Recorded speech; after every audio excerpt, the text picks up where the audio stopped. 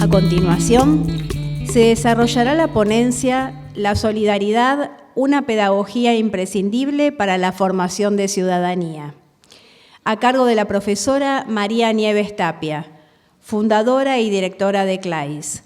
Modera Andrés Peregali, de CLAIS Universitate y Universidad Católica Argentina.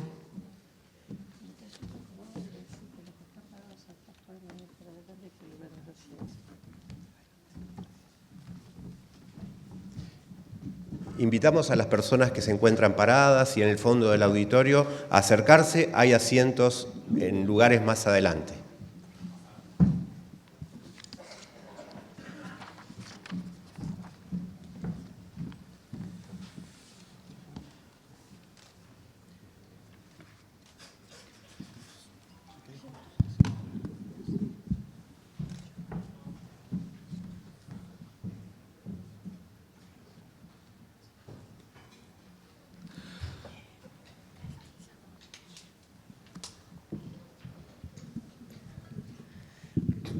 Bueno, muy buenos días a todos, a todas. Es siempre una alegría. Este encuentro para nosotros es el momento más lindo del año porque es como una familia que vivimos en lugares muy distantes, pero que una vez al año nos encontramos desde distintos lugares. Así que realmente gracias por estar y es una alegría poder estar transitando nuestro seminario 27. Hoy en el equipo estábamos jugando a ver cuántos eran los que habían estado en el primero, María Rosa y Sergio, y después Alejandra estuvo en el segundo, los Bride en el tercero, así que vamos a empezar con un juego interactivo, como decíamos los antiguos, levanten la mano. Entonces, levanten la mano los que vienen por primera vez al seminario. ¡Oh, Dios!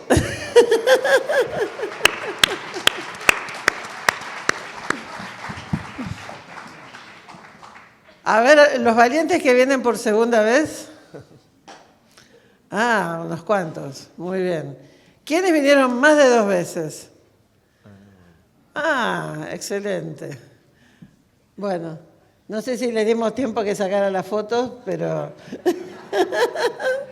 Porque todo eso se los preguntamos en la ficha, en internet, pero siempre es lindo juntar las estadísticas con las caras. Levanten la mano los que ya tienen una idea de qué se trata esto del aprendizaje y el servicio solidario. Excelente, impresionante. ¿Y quiénes ya están haciendo proyectos o participando de proyectos de aprendizaje y servicio? Ay, algunos levantaron rapidísimo. Excelente.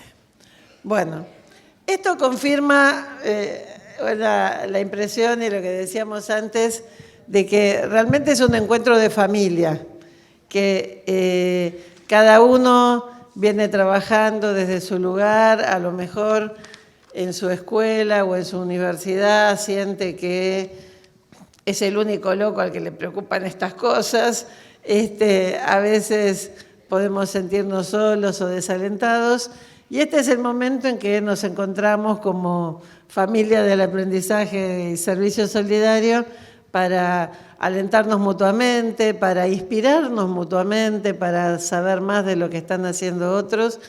Y la verdad que en los últimos años, y esta no ha sido una excepción, es también un momento en donde un seminario que empezó siendo un pequeñito grupo de docentes argentinos en un aula del Colegio Lenguas Vivas en la capital, se fue convirtiendo en un evento latinoamericano y en este momento podemos decir que realmente es un seminario internacional, que tenemos presencia de los 5 continentes, así que yo quiero darle una especialísima bienvenida a los colegas que vienen de África, a los colegas que vienen de Asia, de Singapur, de Hong Kong, de Taiwán, a todos los colegas que vienen de Europa, a los colegas que vienen de Estados Unidos. Es un momento en donde me parece que durante estos 2 días tenemos la ocasión de conocernos más y de saber más qué es lo que está pasando con el aprendizaje-servicio en el mundo. De todas maneras, como hay mucha gente que viene por primera vez y es tradición, le vamos a dedicar 5 minutos a un velocísimo repaso de en qué se diferencia el aprendizaje-servicio del aprendizaje tradicional. Y todos sabemos que si prestamos atención en clase, si estudiamos, si hacemos la maqueta y le entregamos para que le pongan la nota, vamos a aprobar la materia si lo hicimos bien.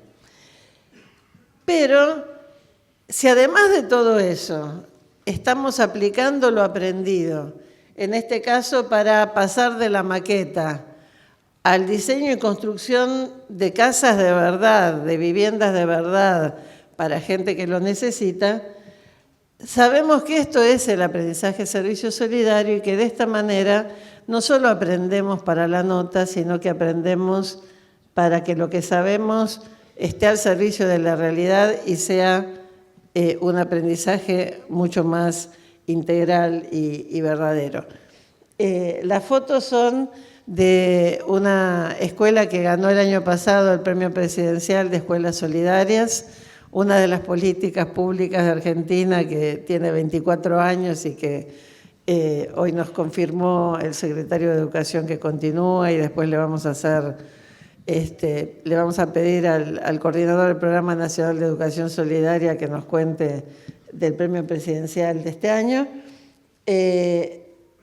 Los estudiantes de este Instituto Técnico con especialidad en construcciones colaboran con los procesos de autoconstrucción de un barrio, ayudando en el diseño de los planos, acompañando a la cooperativa de vivienda. En el caso del Instituto Técnico en Construcciones de Montevideo, están acompañando a una cooperativa de mujeres jefas de hogar para que puedan tener no solo los planos, sino también las técnicas constructivas. En la Universidad de Buenos Aires hay un programa que está cumpliendo también más de 20 años, en donde todas las carreras de la Facultad de Arquitectura, Diseño y Urbanismo convergen y toman a organizaciones de la comunidad como sus destinatarios o clientes para ofrecerles servicios, como por ejemplo ayudarlos a diseñar y construir un centro comunitario. En estas prácticas se necesita saber mucho más de lo que se necesita saber para pasar raspando, aprobando un examen, porque hay que aprender de verdad para que las casas sean de calidad y las construcciones sean de verdad. Pero tienen este valor agregado de el salir del aula, conocer la realidad, aprender a adecuar la teoría a la realidad del barrio, de la situación, del contexto en el que uno se encuentra.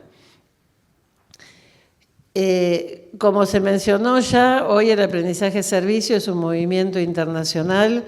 Yo a veces siempre digo, la criatura tiene más de un siglo, porque hace mucho más de un siglo que en distintas partes del mundo hay experiencias que intencionadamente articulaban aprendizajes y acción solidaria.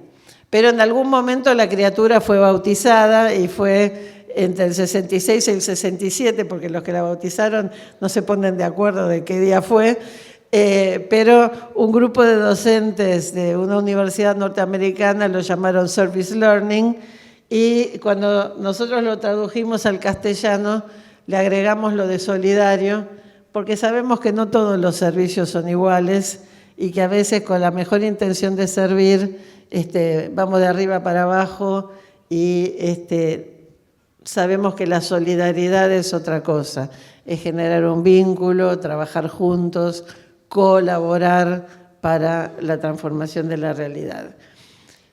Ahora que está tan de moda el aprendizaje basado en proyectos, podríamos decir que el aprendizaje-servicio es una pedagogía activa, es una forma de aprendizaje basada en proyectos solidarios. Y es un movimiento pedagógico que es centenario, pero que al mismo tiempo la UNESCO nos está diciendo que somos parte de la educación del futuro y una de las estrategias pedagógicas para la educación del futuro. Pero como ese va a ser el tema del panel que viene, no me voy a detener.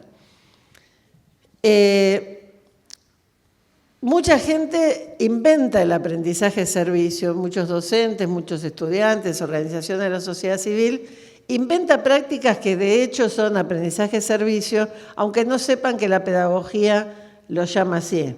Nos pasa, por ejemplo, mi amiga la ingeniera agrónoma estaba haciendo en la Facultad de Veterinaria de la Universidad de Buenos Aires un proyecto maravilloso en donde los estudiantes asistían a los pequeños productores de leche en una cuenca de la provincia de Buenos Aires. Y cuando nos encontramos yo le dije, pero eso que estás haciendo es aprendizaje-servicio. Y Alejandra me contestó, ustedes de pedagogía siempre le ponen nombre raro a todas las cosas. ¿Cómo hacemos para distinguir un proyecto de aprendizaje-servicio de un voluntariado, de otro tipo de actividades? Los reconocemos por estas tres características. Hay una actividad solidaria como podría ser en otras formas de intervención social. Pero no es el voluntariado de los docentes, son experiencias que están protagonizadas por los estudiantes o por los jóvenes o por los adultos que se educan, por los miembros de una organización juvenil, en donde ellos son los que llevan adelante el proyecto, si está bien hecho, desde el principio hasta el fin. Y la tercera característica, que es donde está nuestro protagonismo como educadores, es que está planificado no solo qué nos pide la comunidad y que vamos a trabajar con ella, sino que también está planificado qué van a aprender nuestros estudiantes a lo largo de ese proceso. Qué conocimientos van a poner en juego en el terreno y qué van a aprender en el terreno. Como decía antes el secretario Torrendel, el mundo se vuelve el aula. Y entonces hay cosas que se aprenden en el aula y se llevan al territorio, y hay cosas que se aprenden en el territorio y se llevan al aula. Y en este proceso podríamos decir que la vieja fórmula de Pestalozzi de que hay que educar no solo la cabeza, sino también el corazón y las manos, una fórmula que ahora el Papa Francisco ha vuelto a poner sobre el tapete.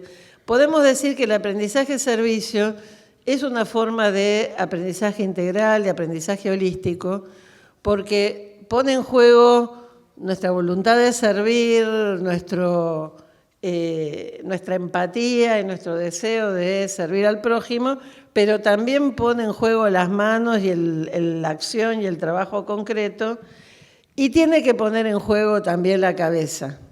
Esto lo vamos a profundizar más adelante. Entonces, con esto terminamos la introducción. Un aviso práctico. Ustedes tienen en la carpeta unos papelitos de colores que las preguntas o comentarios que quieran hacer pueden usar esos papelitos que están en la carpeta, y hacia el final de la ponencia va a haber gente del equipo de CLAIS recogiendo esos papelitos, y Andrés va a tener el trabajo de reunirlos, agruparlos, y vamos a tener un momento de diálogo. Así que vamos a tratar de hacerlo lo más participativo posible de esa manera, porque somos muchos y bueno, no vamos a poder contestar 500 preguntas, pero al menos escuchar algunos comentarios. Este año gran parte del seminario va a estar centrado en esta temática de en qué medida desde el aprendizaje servicio solidario podemos contribuir a la formación de una ciudadanía democrática. El otro día leía la publicación de una organización que trabaja en Italia desde hace muchos años con proyectos de aprendizaje servicio, esta frase de Piero Calamandrei, que es un académico florentino que desarrolló gran parte de su carrera durante el gobierno del fascismo, tratando desde su cátedra de Derecho de postular principios democráticos, y que después de la caída del régimen de Mussolini y de la formación de la República Italiana, fue una de las figuras clave en el diseño de los nuevos códigos legales de la República Italiana. Y él decía esta frase que a mí me llamó mucho la atención. Dice: transformar súbditos en ciudadanos es un milagro que solo la escuela puede cumplir. Yo le haría algunos comentarios desde el presente a este educador florentino de mediados del siglo XX. La primera es que es un milagro que necesitaríamos más ayuda, porque la escuela sola no siempre puede hacer milagros. Lo segundo que agregaría es que con la prolongación de la adolescencia necesitamos que también la universidad forme ciudadanos, porque no es que ya los sacamos hechitos de la escuela. Esto sabemos incluso como adultos que aprender a ser ciudadanos democráticos lleva una vida. Entonces, es un proceso de educación continua que necesitaríamos toda la ayuda posible. Pero es cierto que como instituciones educativas tenemos una responsabilidad importante. Los que me conocen saben que siempre me encanta citar a Mafalda, y hemos visto con nuestros colegas extranjeros que Mafalda es uno de los personajes argentinos más conocidos en el mundo. En este encuentro entre Mafalda y su amiga Susanita, que ya sabemos que Susanita no piensa lo mismo que Mafalda, Susanita le dice, por supuesto Mafalda debe haber estado hablando de algunos de los problemas del mundo, que en esa época eran la Guerra Fría, la bomba atómica y esas cosas, y Susanita le dice, ¿y tenemos nosotros la culpa? No. ¿Podemos nosotros solucionar semejante problema? No. Lo único que podemos hacer es indignarnos y decir, ¡qué barbaridad! Y Susanita dice, ¡qué barbaridad! Listo. Decimos también tú, qué barbaridad, así nos despreocupamos de ese asunto y podemos ir a jugar en paz. Yo, antes de dedicarme al aprendizaje de servicio, fui muchos años docente de historia y de educación cívica. Y a veces tenía la impresión de que los programas de educación para la ciudadanía estaban hechos para que hiciéramos interesantes debates en el aula que terminaban con nuestros alumnos diciendo ¡qué barbaridad! ¡Qué mal que está el país! ¡Qué mal que está el mundo! ¿Y qué se le va a hacer? Esa es la mejor manera de educar al soberano para que abdique, para que se desentienda de sus responsabilidades, y siempre la responsabilidad está en el otro. Y me parece que con el aprendizaje-servicio, una primera contribución que hacemos a la formación de una ciudadanía democrática es saber que el Estado tiene sus obligaciones, que nosotros tenemos derechos que tenemos que defender, pero que también tenemos deberes hacia los otros y responsabilidades hacia los otros, y que tenemos la posibilidad de contribuir a nuestra sociedad y a nuestro mundo. Yo, pensando en los tiempos del profesor Calamandrei en Italia, que estaban luchando contra el fascismo y terminando la Segunda Guerra Mundial, decía, bueno, tiempos difíciles, como le pasa al discurso de Jorge San Martín, siempre tenemos tiempos difíciles, pero cada época tiene sus dificultades particulares. Y yo voy a tratar de centrarme en esta ponencia en tres cuestiones de nuestro presente mundial, y aclaro porque los argentinos siempre pensamos que los problemas son solo nuestros. Estoy pensando estos problemas a nivel global. Estamos viviendo un momento de democracias debilitadas. Y a propósito, elegí tres lugares: el Capitolio de los Estados Unidos, el Parlamento de Brasil y el Parlamento de Kenia, Los 3 invadidos, asaltados, incendiados, en países que venían de tener lo que hubiéramos llamado democracias estables. Me parece que esto es un primer dato de la realidad. Y 2 fenómenos que están muy interrelacionados y de los que vamos a hablar enseguida, es lo que algunos filósofos y pensadores están llamando el tiempo de la posverdad. Un momento en donde cualquier opinión vale lo mismo que la otra y nuestras emociones y opiniones valen más que todo lo que hayan investigado los científicos, y en donde las redes nos llevan a, gracias a los benditos algoritmos de las redes sociales, a escuchar todo el tiempo a los que piensan igual que uno y a terminar pensando que esa es la única opinión valiosa, y entonces vamos alimentando polarizaciones, agresiones, intolerancias, y este es el clima en donde debiéramos tomar la responsabilidad de formar ciudadanos democráticos. Yo me voy a detener un momento en América Latina. Yo soy de la generación del resurgimiento de la democracia en los 80, cuando en Argentina, en Chile, en Brasil festejábamos, después de muchos años de dictaduras, el regreso de la democracia. Pero la verdad es que los últimos datos y las encuestas últimas sobre satisfacción de la democracia, de nuestras poblaciones con la democracia, nos dicen que en promedio está en uno de los momentos más bajos, que en promedio solo un 28% de los latinoamericanos están satisfechos con la democracia.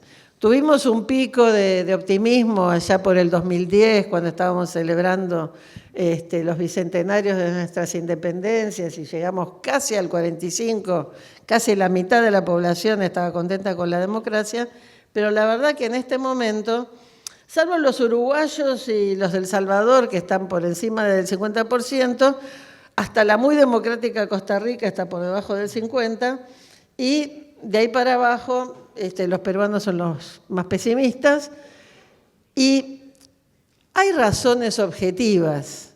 Sabemos que la democracia no ha alcanzado todos esos ideales que esperábamos en los 80, que no todos comemos, no todos nos educamos bien, no todos tenemos acceso a una salud digna. Los niveles de pobreza y de desigualdad en nuestros países, en muchos casos, no solo no han mejorado, sino que han empeorado. Entonces, hay una insatisfacción que es razonable, pero que es riesgosa para la democracia. Y si miramos a los más jóvenes, y yo tomé estadísticas de América Latina, de Estados Unidos y de Europa, los jóvenes en general son más pesimistas que los adultos en relación al sistema democrático. Frente a un 13% de los mayores de 60 que todavía añoran la mano dura, hay un 20% de los jóvenes latinoamericanos que quisieran gobiernos autoritarios. Según una estadística, 59% de los jóvenes norteamericanos no brindan un apoyo consistente a la democracia. Y en Alemania hay una enorme diferencia entre lo que piensan de la participación democrática los jóvenes de los sectores económicamente más privilegiados de los sectores más vulnerables. Yo planteo estas estadísticas no para que seamos pesimistas, sino para saber dónde estamos parados, pero también porque muchas de las razones que llevan a este desencanto con la democracia tienen que ver con cuestiones económicas y sociales que, por más que nos diga Calamandrei de nuestros milagros, nosotros no podemos solucionar y cambiar desde la escuela. Y en este sentido, como decía nuestro viejo maestro Pablo Freire, la escuela o la educación por sí sola no puede cambiar el mundo, pero sí puede cambiar a las personas que pueden cambiar el mundo. Y es desde esa perspectiva en que nosotros creemos que el aprendizaje y servicio solidario es una contribución importantísima a la formación de ciudadanos democráticos. Voy a dar un ejemplo chiquito. Es una escuela que quisimos invitar a este seminario y que por razones de la vida real de las docentes no pudieron venir. Es una primaria en un pueblo de las sierras de Córdoba, en el centro de Argentina, en donde los niños de la primaria estudiaron la importancia de preservar el ambiente, cómo se podía hacer para reciclar, reusar materiales que son difíciles de reciclar, y aprendieron a hacer lo que, al menos aquí en Argentina, llamamos ladrillos ecológicos o ecoladrillos, que básicamente, vieron, son botellas de gaseosa en las que uno va comprimiendo plásticos de un solo uso y materiales plásticos que de otra manera contaminarían. Perdón. Y entonces, después de mucho trabajo de producir estos ecoladrillos, de convencer a otras escuelas y a sus familias de aprender a hacer ecoladrillos, la escuela, en colaboración con el municipio y otras cooperativas escolares, está construyendo sendas peatonales en uno de estos pueblos que cuando llueve todo está embarrado y es difícil transitar, y entonces están ayudando al mismo tiempo al medio ambiente y el tránsito en la ciudad, en su localidad. Es un proyecto en donde los niños aprendieron muchísimo y están haciendo una contribución muy concreta a su comunidad. A mí esta experiencia hecha por niños de primaria me hizo acordar a este famoso pensamiento de Eduardo Galeano, que me parece que se aplica a este y a muchos otros proyectos de aprendizaje-servicio. Sí, son cosas chiquitas. No acaban con la pobreza, no nos sacan del subdesarrollo, no socializan los medios de producción y de cambio, no expropian las cuevas de Alibaba. Pero quizás desencadenan la alegría de hacer y la traduzcan en actos. Y al fin y al cabo, actuar sobre la realidad y cambiarla, aunque sea un poquito, es la única manera de probar que la realidad es transformable. Y a mí me parece que esta es una de las principales contribuciones que podemos hacer si hacemos buenos proyectos de aprendizaje-servicio, a pasar del qué barbaridad, del desencanto y de la inercia y del descreimiento de la democracia, a decir, es posible transformar la realidad. Y si nosotros lo hicimos a los 5 años, a los 10 años, a los 15 años, lo vamos a poder seguir haciendo. De todas maneras, para ser realistas, porque entre nosotros sabemos que no todo a veces sale perfecto, necesitamos que sean buenos proyectos de aprendizaje-servicio. Yo me acuerdo hace unos años, me habían invitado a una organización amiga que trabaja en educación para la ciudadanía, y en el momento del taller de compartir experiencias, me encontré con un adolescente enojadísimo porque en su escuela habían decidido que el proyecto iba a ser escribir un proyecto de ordenanza para que no hubiera perros sueltos en la calle, y que querían que el Consejo Deliberante aprobara el proyecto que ellos habían escrito.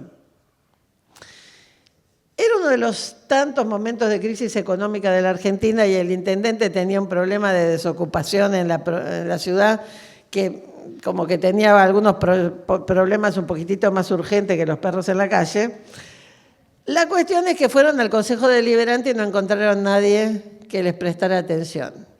Y la conclusión que habían sacado este adolescente enojado y sus compañeros era que la democracia no servía para nada.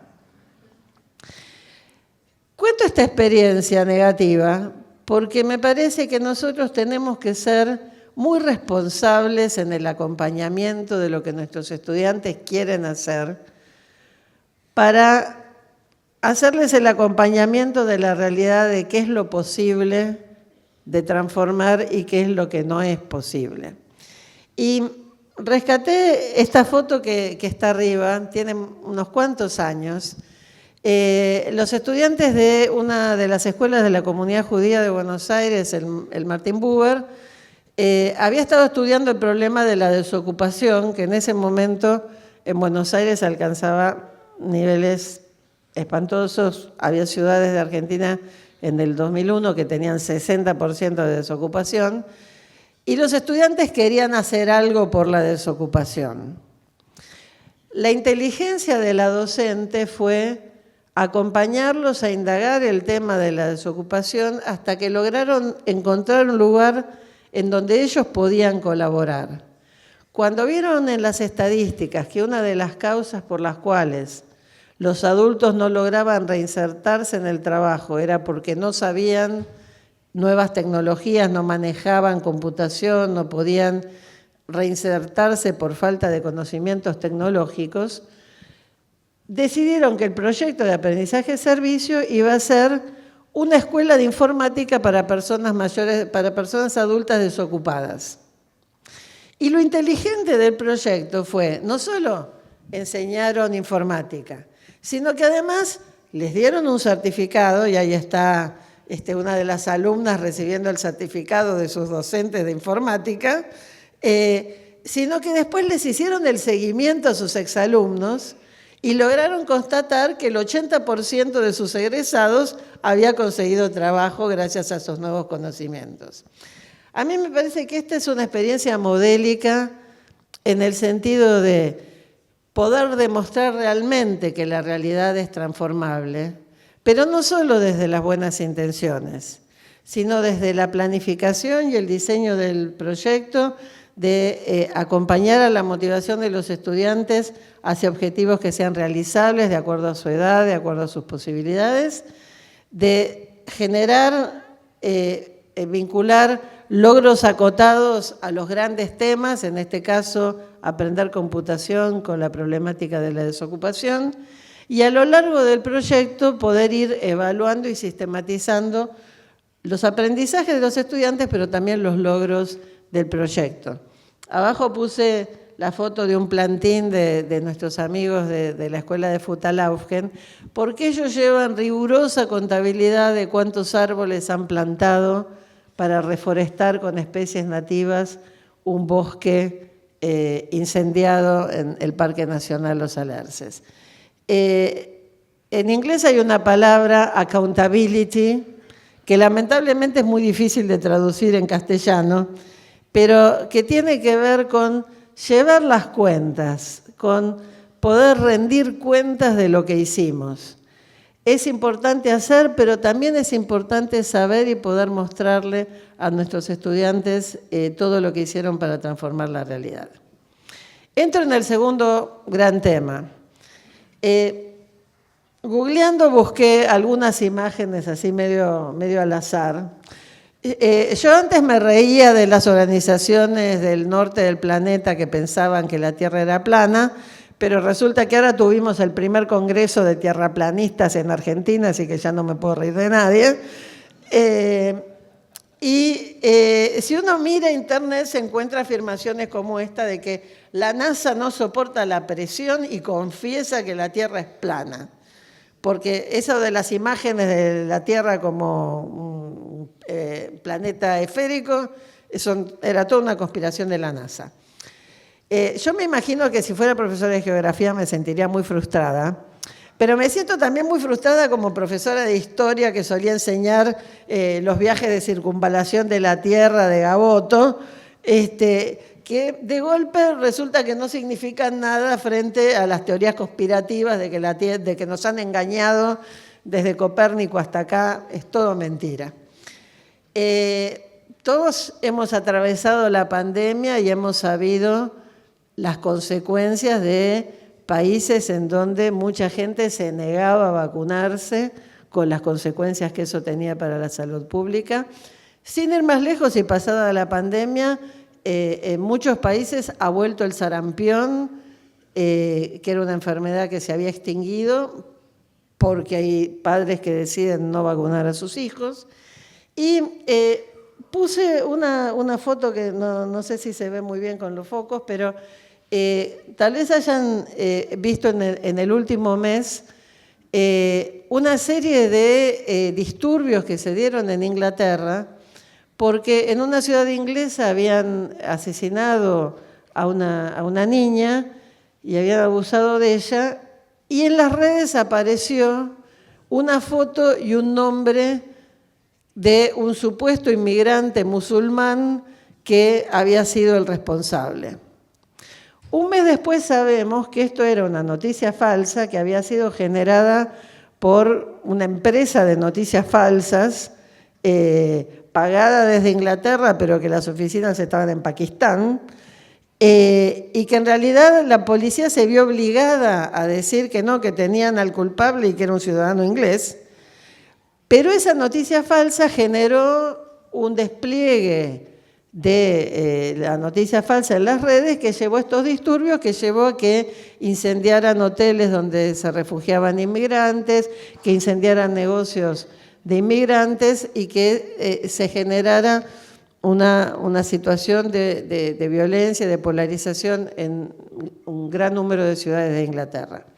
Este es el mundo de la posverdad, que según el diccionario de Oxford está relacionado con o indicando circunstancias en donde los hechos objetivos son menos influyentes en la opinión pública que lo que apela a la emoción y a las creencias personales.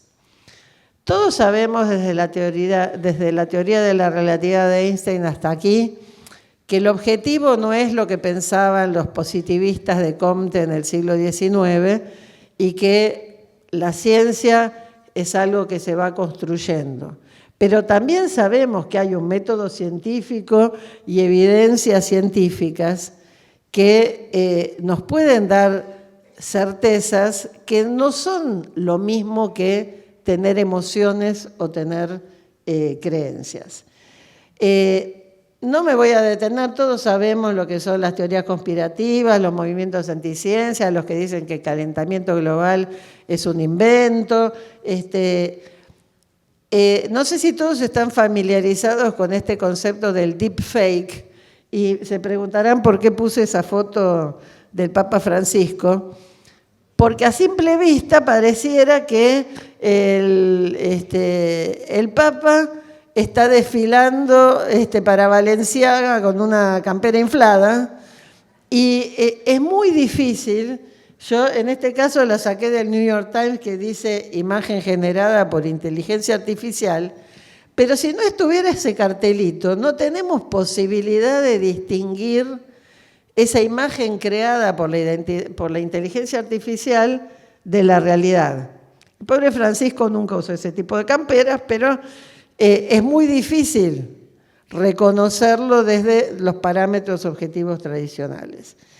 Y sabemos que todos hemos experimentado cuando leemos los comentarios en las redes, no solo en los diarios o en Twitter, incluso en el Facebook del que forman parte solo nuestros más queridos amigos, que a veces aparecen expresiones tan agresivas y de un nivel de violencia que uno se ve como obligado a veces, a mí al menos me ha pasado alguna vez de tener que bajar un posteo porque mis amigos se están peleando de una manera que no me parece prudente mantener. Y entonces nos pasa que a muchos el nivel de agresividad de las redes nos lleva al silencio.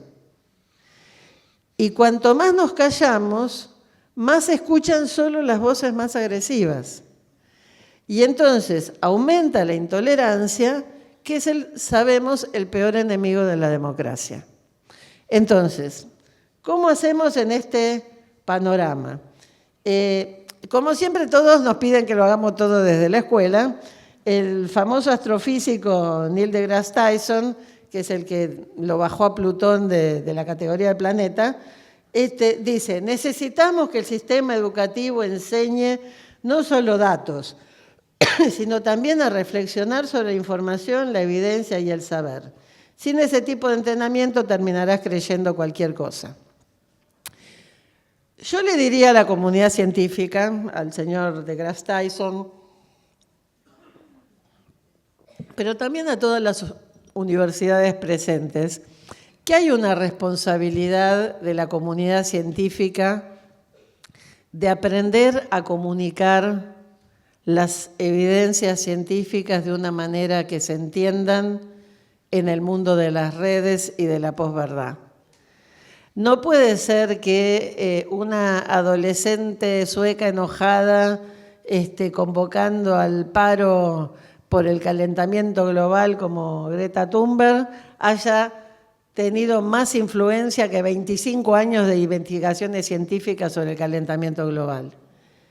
Tenemos que aprender a comunicar las cosas de otra manera y eso excede las responsabilidades de los docentes.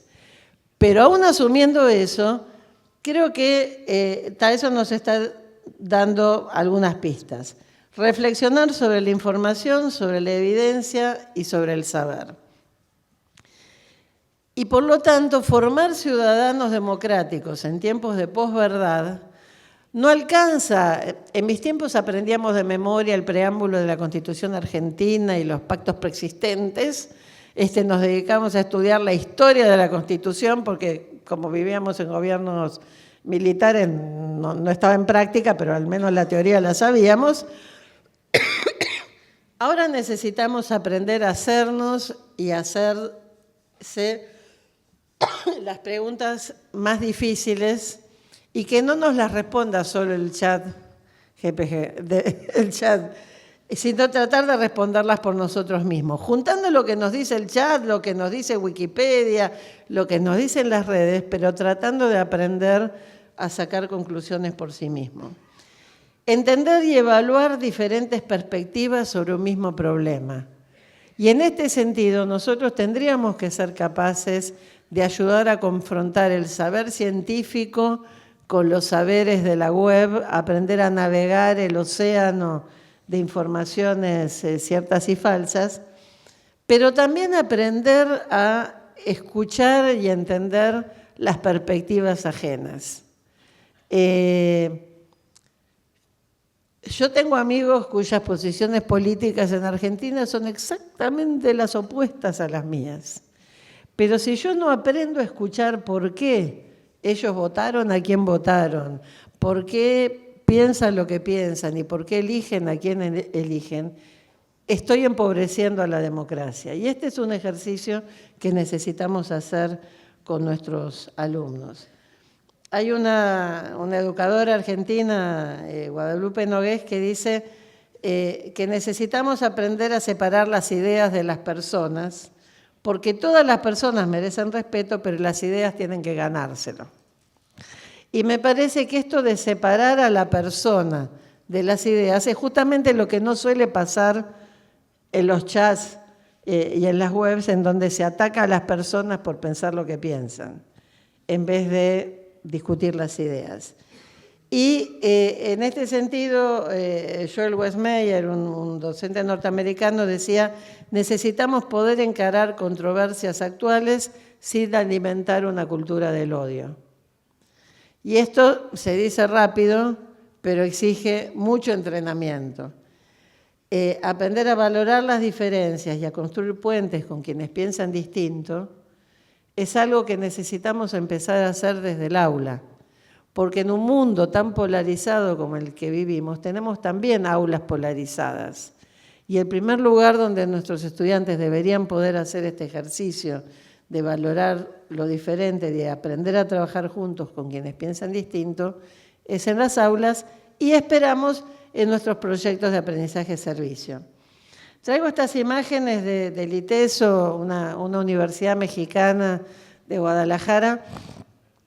Tienen un video precioso que vamos a compartir en las redes, en donde esta universidad tiene lo que llama un programa de aplicación profesional. Es un programa de aprendizaje-servicio obligatorio en donde hacia el final de la carrera todos los estudiantes tienen que involucrar sus saberes en algunos de los proyectos que la universidad está haciendo, sobre todo en las comunidades rurales en torno a Guadalajara.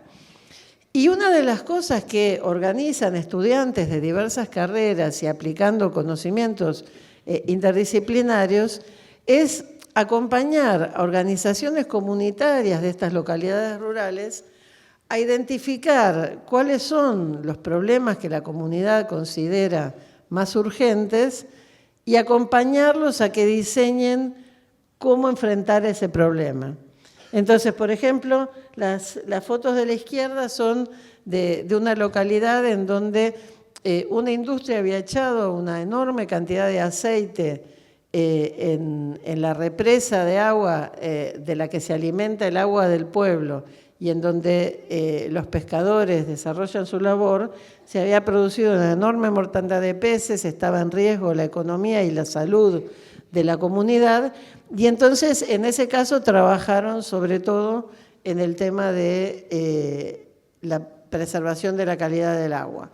En otro caso estaban preocupados por la pérdida de identidad local y de las tradiciones locales, y entonces se generaron una serie de eventos culturales. Ahí están los niños bailando con sus trajes típicos.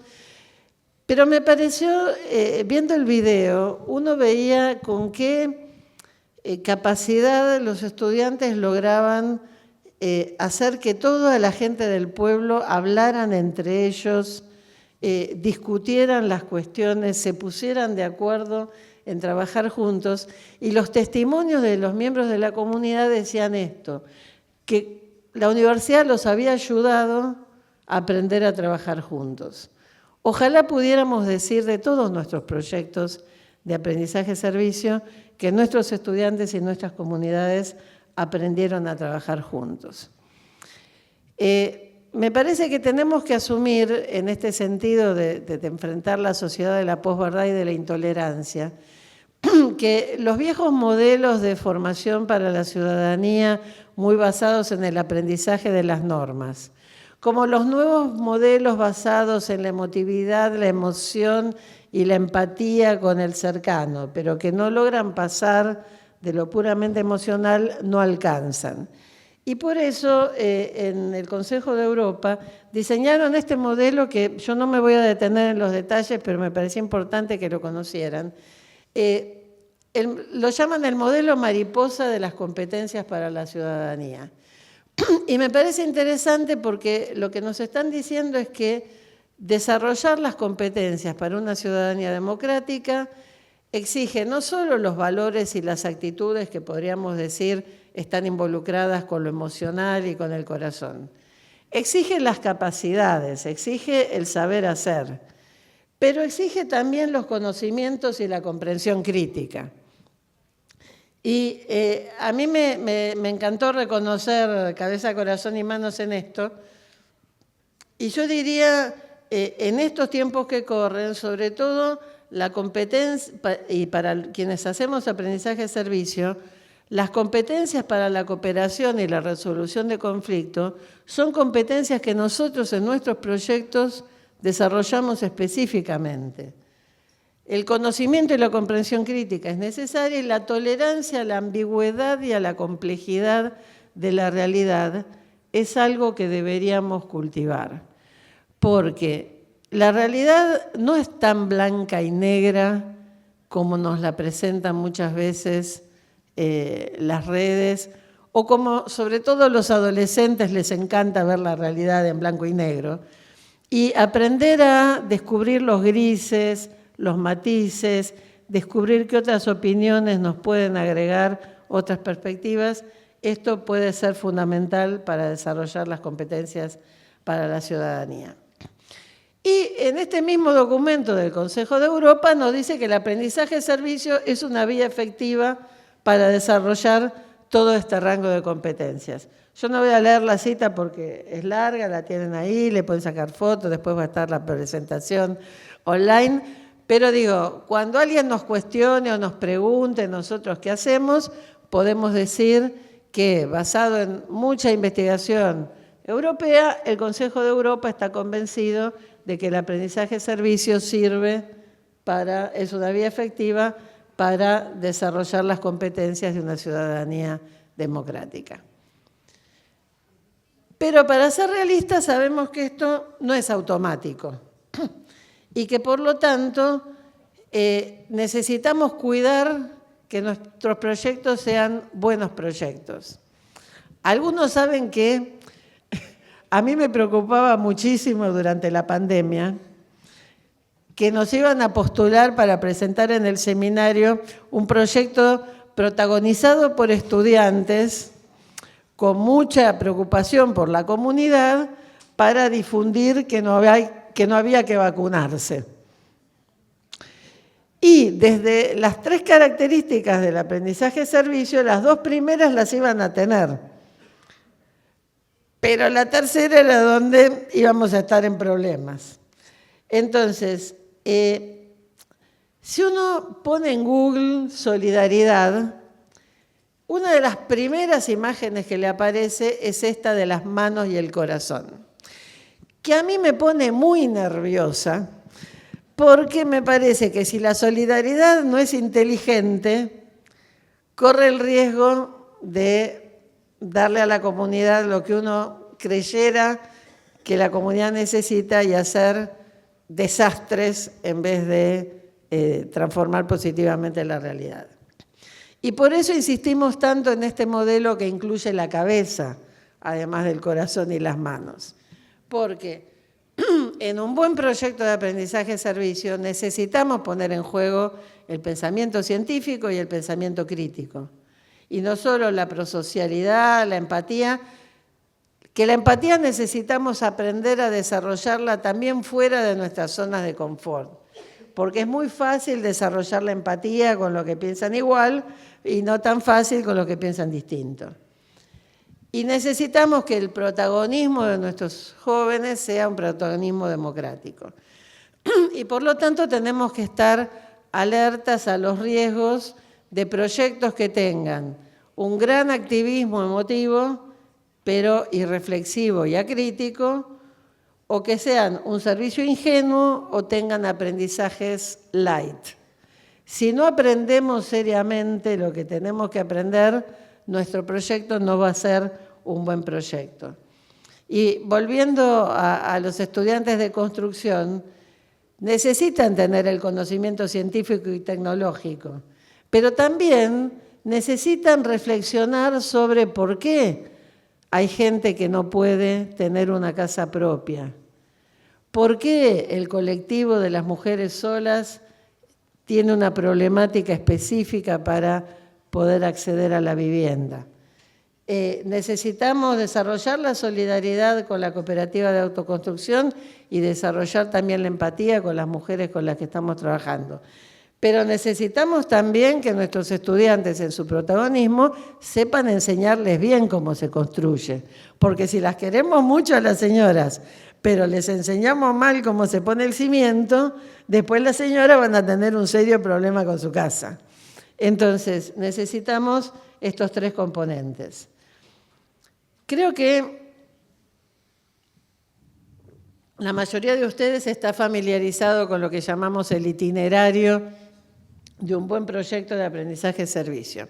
Y acá estoy previendo que el equipo de CLAIS está mirando azorado y me va a querer matar porque estoy cambiando el itinerario que venimos usando desde hace 15 años, porque nosotros dábamos por supuesto que a lo largo del itinerario hay que aprender. Pero ahora me pareció, si ya veo algunas caras de desesperación de la primera fila, no se preocupen. Me parece necesario explicitar que a lo largo del proyecto tenemos que desarrollar aprendizajes rigurosos. No es cualquier cosa lo que se aprende. No es solo que aprendemos a ser solidarios. Tenemos que saber con rigor científico de qué estamos hablando. Y a la reflexión, que en muchos casos es una reflexión personal o del grupito que está involucrado en los proyectos, le agregué reflexión y diálogo constructivo. Porque no siempre podemos dar por supuesto que las reflexiones personales de nuestros estudiantes lleven a un diálogo constructivo y democrático dentro del grupo o con la comunidad. Así que, ánimo equipo de CLAI, ya vamos a sacar una nueva edición del itinerario. Pero mientras tanto ya tienen publicado un itinerario que pueden descargar. En este proceso de formar ciudadanos democráticos, me parece que cobra especial importancia estar atentos a no cargarnos nosotros como docentes la responsabilidad de diseñar absolutamente todo el proyecto. Yo conozco casos en donde el docente se pasa el verano planificando y el primer día de clase les dice a sus estudiantes: este año vamos a trabajar sobre este tema, vamos a hacer las actividades A, B, C y D, vamos a trabajar con la comunidad X y por lo tanto pónganse a trabajar. Eso es un aprendizaje basado en proyectos solidarios, pero no siempre va a desarrollar los aprendizajes para la democracia que necesitamos que nuestros estudiantes desarrollen. Porque como casi todo el proceso lo hizo el docente o la docente, la comunidad aparece recién cuando la docente está planificando con la comunidad y los estudiantes llegan para la ejecución, pero se pierden todos los aprendizajes que implica motivarse y seleccionar un problema, hacer un buen diagnóstico, aprender a planificar. Todos esos aprendizajes se pierden. Y entonces corremos el riesgo de que el aprendizaje de servicio se convierta en una tarea escolar más, en un práctico más, que tenemos que hacer porque es obligatorio. Entonces, en ese sentido, y ahora entro en esa flechita de aprendizaje riguroso.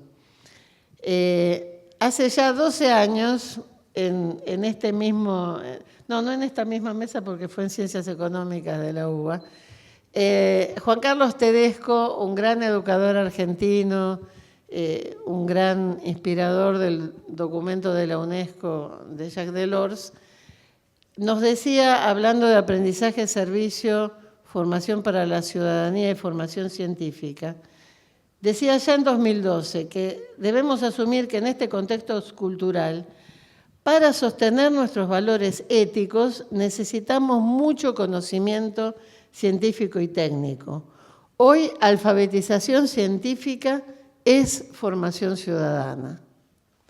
No podemos discutir sobre el calentamiento global, sobre la necesidad de vacunarse, o si la Tierra es redonda, plana, o si las elecciones fueron trucadas o no, o si hay una conspiración mundial contra no sé qué cosa, si no tenemos la adecuada formación científica. Y por eso formación científica y formación ciudadana van juntas. Decía Tedesco, hoy todos tenemos que estar científicamente alfabetizados para ser capaces de discutir los temas de la agenda, del programa ciudadano contemporáneo y participar de esas decisiones en forma reflexiva y consciente.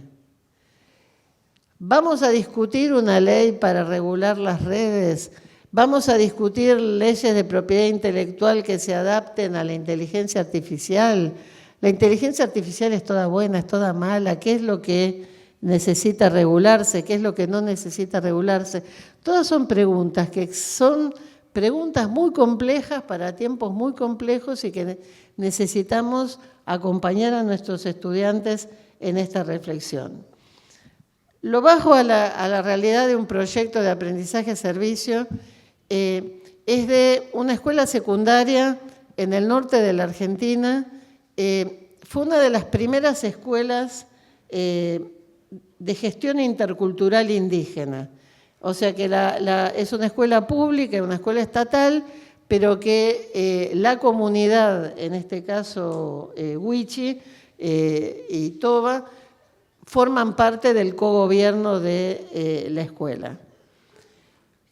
Los estudiantes son algunos de proveniencia de la comunidad originaria, otros son criollos, otros son inmigrantes porque vienen de tradición inmigrante porque es una provincia que tuvo un gran porcentaje de inmigración europea. En la materia de biología se plantearon una pregunta difícil. ¿Por qué la población indígena de la ciudad sufría más de tuberculosis que el promedio del conjunto de la ciudad?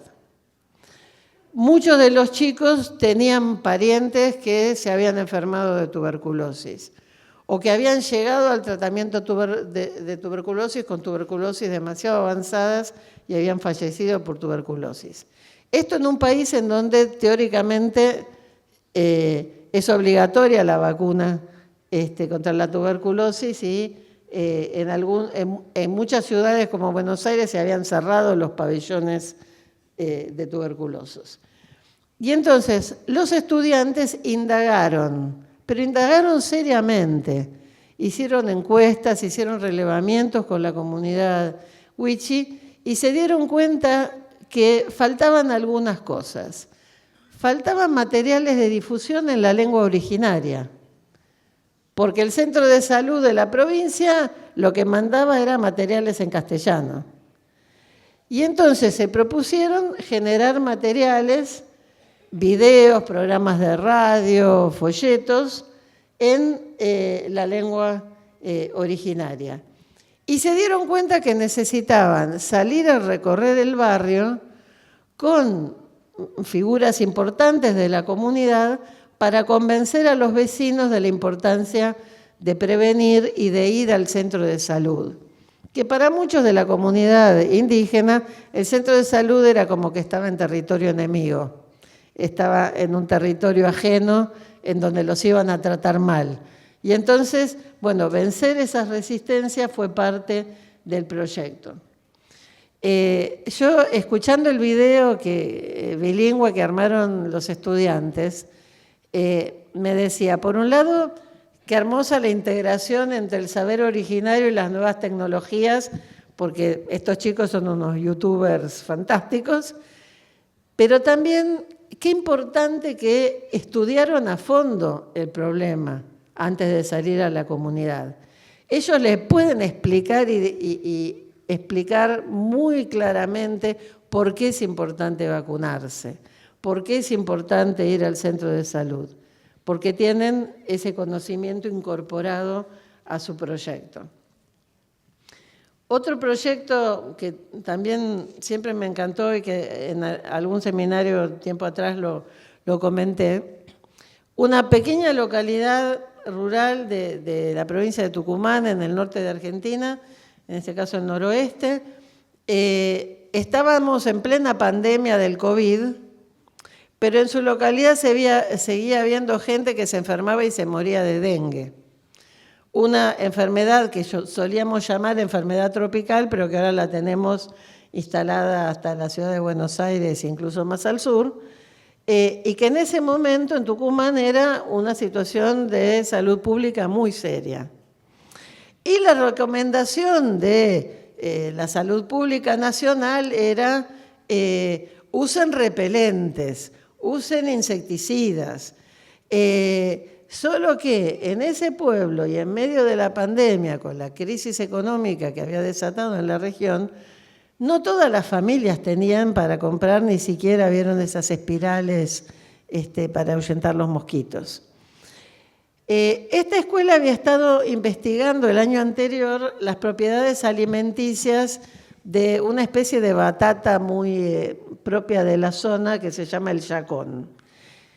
Y entre las propiedades del yacón habían visto que era antipirético. Yo soy de historia, no de biología, no entiendo nada, pero los estudiantes habían estudiado bien biología y se dieron cuenta que el yacón que habían estado estudiando por su potencial alimenticio podía servir también como insecticida natural. Y entonces, no solo lo pensaron, se pusieron a investigar. Hablaron con el Centro de Investigación del INTA, que es el Instituto Nacional de Tecnología Agropecuaria. Le pidieron a los científicos del INTA que los ayudaran a hacer los experimentos que necesitaban hacer para ver si efectivamente del yacón se podían sacar repelentes efectivos. Hicieron un estudio comparativo de los repelentes que se vendían en la farmacia con el repelente hecho con Yacon y terminaron produciendo repelentes hechos, a ver, ¿ven esas barritas azules que hay ahí arriba de la foto? Bueno, eso ustedes la pinchan en una almohadilla, la encienden y eso los previene de los mosquitos en su casa. Los chicos hicieron videos de YouTube para hacer los instructivos a los vecinos de cómo había que hacer las espirales de Yacon y con eso instalaron una forma económica, eficaz y natural de prevenir el dengue, prevenir los mosquitos. Hay conocimiento riguroso. Yo no sé si estas preguntas se las hicieron o no se las hicieron porque no estaba en Tucumán durante la pandemia, pero si fuera mi proyecto de aprendizaje-servicio, la flechita de la reflexión y el diálogo constructivo la haría preguntándome ¿por qué ahora hay dengue en la región cuando antes no había? ¿Tiene que ver con el cambio climático? ¿Qué es el cambio climático? ¿Qué podemos hacer para que nos preocupe y nos ocupe? ¿Hay que vacunarse contra el dengue? ¿No hay que vacunarse contra el dengue? ¿Cuáles son los riesgos? ¿Cuáles son las ventajas? ¿Por qué no es, y la pregunta más difícil de todas, ¿por qué no tenemos plata para comprar los repelentes? ¿Por qué tenemos que inventar? Y yo casi agregaría otra pregunta, ¿por qué la escuela no lo patentó? Y creo que desde la Secretaría de Educación tendríamos que ayudar a las escuelas a que patenten sus inventos, porque a mí el insecticida de Yacon me pareció un hallazgo. Bueno, acercándome al final porque veo que estoy en los tiempos y quiero que tengamos tiempo para el diálogo, desarrollar el pensamiento crítico. Esta frase se la atribuyen a Francis Bacon, pero como la saqué de internet no estoy segura, pero me pareció una muy buena frase. Dice, es tener el deseo de buscar, la paciencia para dudar, la afición de meditar, la lentitud para afirmar, la disposición para considerar, el cuidado para poner en orden y el odio por todo tipo de impostura. A mí me encantó esta definición por lo que dice de la paciencia y de la lentitud. Porque una de las cosas que tendríamos que aprender en el aprendizaje-servicio, y que ya la sabemos, es que no se cambia la realidad con un clic. Que hay que ponerle tiempo, hay que ponerle esfuerzo, que hay que saber pensarlo, que hay que darle su tiempo a la comunidad, que hay que darle tiempo al diálogo, y que no todo se arregla posteando lo primero que se me ocurre. Y que puede ser muy fácil adherir a las múltiples campañas y ponerle el like a todos los pensamientos políticamente correctos, pero que la realidad, para transformarla, hay que ponerle paciencia, hay que ponerle cuidado y hay que tomarse sus tiempos. Hace unos 10 años, el Ministerio de Educación, el entonces Ministerio, publicó orientaciones para desarrollar proyectos de aprendizaje-servicio, donde dice tenemos que reflexionar sobre estos temas, y creo que sigue teniendo vigencia. Y yo diría, necesitamos generar más guías a lo largo del itinerario, más guías para la reflexión personal, más espacios para la conversación grupal y más espacios de diálogo con nuestros referentes comunitarios. Estas son prácticas democráticas que requieren ejercicio, que requieren de práctica, y nosotros tenemos la posibilidad desde el sistema educativo y desde las organizaciones comunitarias de desarrollarlo. Tenemos la posibilidad a lo largo del itinerario de vincular los temas puntuales y locales con lo global, con los objetivos de desarrollo sostenible, de comparar lo que dice Internet con lo que nosotros vemos en el terreno, chequear, esto muy importante, necesitamos chequear los contenidos que vemos, pero también necesitamos producir contenidos para la web. A mí me encanta cuando los proyectos tienen su página de Facebook, su cuenta de Instagram, su cuenta de X o Twitter o de TikTok si quieren, pero necesitamos hacer visibles en las redes lo que estamos haciendo. Porque para esta generación es una cuestión de justicia que lo que estamos haciendo para transformar la realidad sea visible. Para esto de vincular lo local con lo global y lo que hacemos con los Objetivos de Desarrollo Sostenible, vamos a tener sesiones especiales el viernes 30. Y voy a terminar con una imagen que algunos ya me han visto usar, pero que voy actualizando con el paso de los años. Cuando empecé Messi era más jovencito. En el fútbol, que en algunos países llaman soccer, pero no en este país, en el fútbol a veces se dice hacer jugadas de pizarrón. Ahora la usan pantallas LED, pero un buen jugador de fútbol sabe que una cosa es lo que se planifica antes del partido y otra después lo que hay que jugar. Y uno está dominando el partido 80 minutos, cumpliendo con todas las estrategias y en los últimos 10 minutos sale Mbappé y casi te hace perder la Copa del Mundo. Entonces, la realidad es así. Y si nosotros educamos ciudadanos o pretendemos educar ciudadanos, con los niños, adolescentes y jóvenes sentados prolijamente en sus asientos, escribiendo sobre de qué se trata la democracia, nunca van a aprender a jugar el partido porque, como dice Weismayer, la democracia es un deporte participativo. Y para aprender a jugar ese deporte tenemos que sacarlos a la cancha. La gran contribución que hace el aprendizaje-servicio es que desde chiquitos los sacamos a la cancha. Los sacamos al terreno de la realidad y aprenden a ser ciudadanos democráticos, no desde la teoría, sino desde la práctica. Así que, hacia adelante, un enorme gracias a todos ustedes, porque en tiempos de anticiencia y de polarización estamos haciendo proyectos que ponen conocimientos rigurosos al servicio de todos, porque en tiempos de agresión y de fragmentación estamos sembrando una cultura de la solidaridad y del encuentro, y porque somos un movimiento de innovación pedagógica que sirve para fortalecer democracias que sean auténticamente participativas. Así que muchas gracias a cada uno y espero ahora sus preguntas.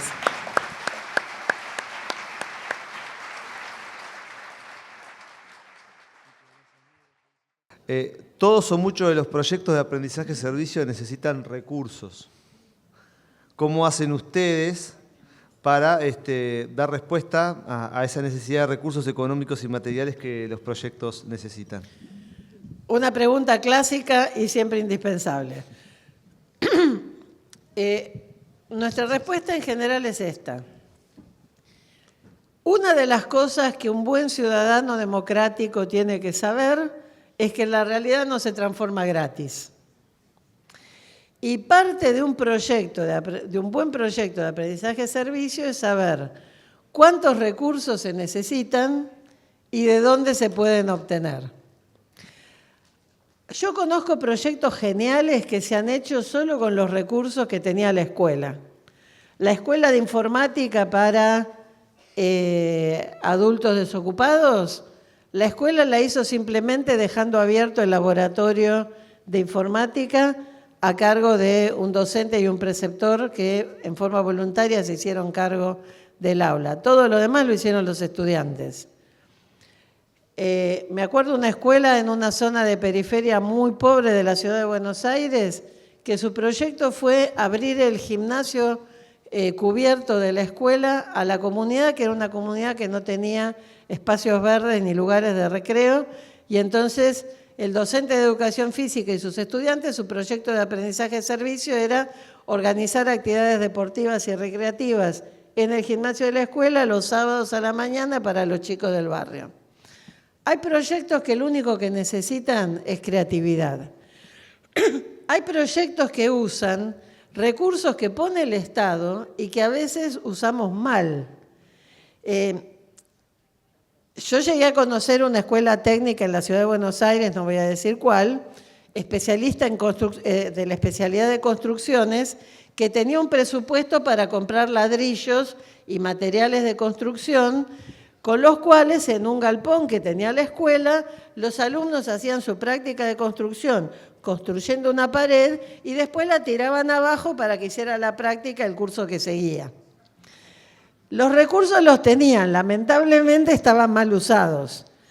Hizo falta que cambiara el docente de taller para que se le ocurriera la brillante idea que esos ladrillos que les daba el gobierno de la ciudad los podían usar para ir a trabajar con la cooperativa de construcción del barrio precario que estaba justo enfrente de la escuela y que los chicos hicieran su proyecto de aprendizaje de servicio colaborando con la cooperativa de autoconstrucción del barrio. Entonces, a veces tenemos que saber mirar lo que tenemos. Sacar los libros de la biblioteca y llevarlos al barrio y armar una biblioteca circulante. Bueno, a veces tenemos los recursos y no sabemos cómo usarlos. A veces tenemos proyectos más ambiciosos que requieren ayuda de otros. Lo que les decía, por ejemplo, la primera experiencia que les mostré de la primaria que hace los ecoladrillos. Ahí el trabajo fue convencer a los vecinos de que reciclaran. Pero los ecoladrillos los hizo toda la comunidad educativa y toda la comunidad. Entonces, estemos atentos a las cosas que podemos hacer, y en eso creo que los latinoamericanos y creo los colegas africanos y del sur del planeta somos expertos en hacer mucho con muy poco. Dicho eso, es cierto que a veces necesitamos otros recursos. Y ahí parte de lo que tenemos que investigar es a qué potencial donante podemos convencer. Porque a veces es tan fácil como queremos hacer un mural y le pedimos a las pinturerías del barrio si nos donan pintura, o le pedimos a algún vecino con plata, como pasó en un caso. La escuela empezó a hacer sillas de ruedas para discapacitados sin recursos. Para los materiales de la primera silla de ruedas le pidieron plata a un vecino que era el dueño de una industria y puso los que en ese momento serían, no sé, $150 para comprar los materiales. La silla funcionó tan bien que el director del hospital local le pareció interesante que los chicos supieran hacer sillas tan buenas y el hospital puso los fondos para los materiales de todas las sillas siguientes para usarlos en el hospital. Entonces, es cuestión de también aprender a buscar los recursos. Esto lo digo sobre todo para las escuelas. Nosotros como CLAIS a veces hemos conseguido donantes con los que hemos podido financiarle recursos y capacitación, por ejemplo, a las escuelas que están acá presentes del programa de aprendizaje de servicio en las artes, o tenemos algunos recursos para el apoyo de algunas instituciones. Pero hay también una responsabilidad institucional, y acá miro sobre todo a los que vienen de la educación superior. Las universidades tienen la posibilidad o de tener recursos o de desarrollar recursos.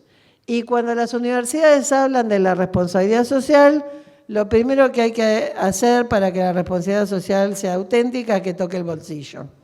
Y que los secretarios de administración acompañen a los secretarios académicos y de extensión en los proyectos de aprendizaje y servicio.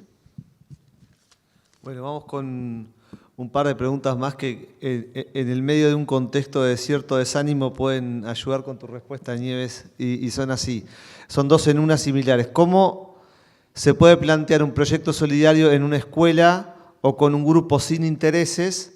¿Y cómo un estudiante puede hacer para entrar en el mundo del aprendizaje y servicio solidario sin un referente docente? Empiezo por la última. A lo largo de los años nosotros hemos encontrado algunos proyectos que fueron de iniciativa del centro de estudiantes o de un grupo de estudiantes. los que me conocen saben que empecé mi trayectoria en lo que era el Ministerio de Educación de Argentina, y en mis primeros años en el programa de aprendizaje servicio sentía que una de mis funciones principales era decirle a los directores que no estaba prohibido hacer actividades solidarias en la comunidad. Porque, por ejemplo, me había encontrado este grupo de estudiantes que querían ponerle paneles solares a una escuela rural y que lo estaban haciendo por su cuenta y con el acompañamiento clandestino de un docente porque la dirección de la escuela no había autorizado el proyecto. Entonces, ¿es posible que haya proyectos de iniciativa estudiantil? Sí, pero lo ideal es que estén acompañados por los docentes y las autoridades. Y muchos de nuestros países, y ahora hablo de América Latina, tenemos legislación que lo avala, tenemos políticas educativas que lo avalan, tenemos que saberlas usar. Yendo a la otra parte, que es quizás la más complicada.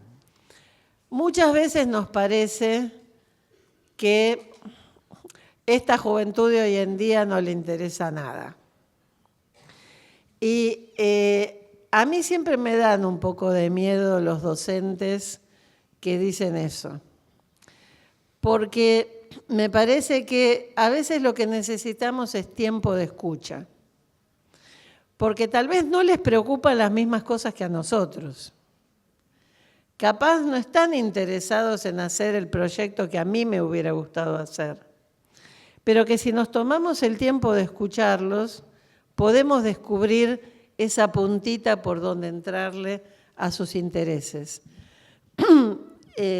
Yo me acuerdo de una amiga que le había tocado, ¿vieron esos cursos que a veces tenemos la división A y la división B en la secundaria y ya sabemos que los del B son los que no van a pasar de curso? En la escuela de ella, a ella le había tocado el B y en el año anterior habían llegado incluso a tener que llamar a la policía por el nivel de violencia que había en el aula. Ella trataba de acompañar a los estudiantes en el recreo y los escucha hablar de su escuela primaria y uno le dice al otro, ¿y qué querés si los chicos se están muriendo de hambre? Y ella se dio cuenta que estaban hablando de su propia infancia, porque ellos eran egresados de esa primaria, y que estaban hablando de su presente. Y que detrás de su incapacidad de estudiar, de su incapacidad de comprometerse con la escuela, había un problema de hambre. Y entonces a ella se le ocurrió mostrarles que había un concurso de proyectos en ese momento de desarrollo social, en donde una de las posibilidades era generar un microemprendimiento de panadería. Esos chicos a los que todos habían desahuciado y a los que no les interesaba ninguna materia, se pusieron a diseñar el microemprendimiento de panadería. Como la plata para el proyecto iba a llegar el año que viene, hicieron un pacto de que todos tenían que pasar de curso para poder hacer el proyecto juntos y montaron un proyecto de panadería comunitaria para atender a los niños de la primaria y a las familias más necesitadas de la zona. A mí me parece que escuchar es fundamental.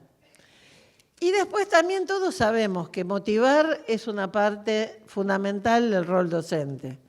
Y así como los tenemos que motivar para que estudien matemáticas, ciencia o informática, tenemos que saber motivarlos a que asuman su rol como ciudadanos democráticos. Muchas gracias, Nieves. Nos quedan 3 minutos para una última pregunta, que dice, ¿puede la pedagogía del aprendizaje y servicio solidario en clave de la formación ciudadana aportar a la consolidación de la educación para la paz? Es que justamente, o sea, yo no entré en ese tema porque si no íbamos a estar hasta mañana, pero cuando decimos revertir la cultura del odio y establecer una auténtica cultura democrática, a mí me parece que eso es un elemento fundamental para generar culturas de paz. Nosotros en este momento con el programa Uniservitate estamos trabajando con universidades en Ucrania y en Palestina. Y cuando uno toma contacto directo con esas realidades de países en guerra, se da cuenta que en el origen de todo conflicto, en el origen de toda guerra, está justamente la incapacidad de alcanzar consensos democráticos. Está la incapacidad de entender las razones del otro. Muchos sabrán que Argentina tuvimos una guerra absurda, o al menos yo la considero absurda porque no estábamos en condiciones de enfrentarnos en una guerra contra el Imperio Británico, no porque la causa no fuera justa, pero peleamos por las Malvinas, que era una causa justa, en el momento más inoportuno de nuestra historia, con un gobierno autoritario y en crisis económica, y por supuesto la perdimos. En los últimos días de la guerra, el Papa Juan Pablo II tenía que visitar Inglaterra y decidió que no podía visitar a solo uno de los países en guerra y decidió venir a las corridas a la Argentina. Creo que, haciendo honra de nuestra capacidad de improvisación, somos el único país que organizó una visita de un papa en 15 días. A mí siempre me quedaron grabadas las palabras que dijo cuando llegó a la Argentina delante del dictador de turno. Dijo: sobre el espectáculo de desolación de la guerra, lo único que queda en pie es la mesa de negociación que podría y debería haberla evitado. Ser capaces de poder discutir con otros y llegar a acuerdos y negociar con otros en las circunstancias más difíciles no se improvisa. Y ojalá los rusos, los ucranianos, los israelitas, los palestinos puedan llegar a negociar una paz justa para todos, pero construir una educación para una cultura de paz empieza desde jardín de infantes y lo podemos hacer con el aprendizaje de servicio. Muchísimas gracias. Muchísimas gracias, Nieves.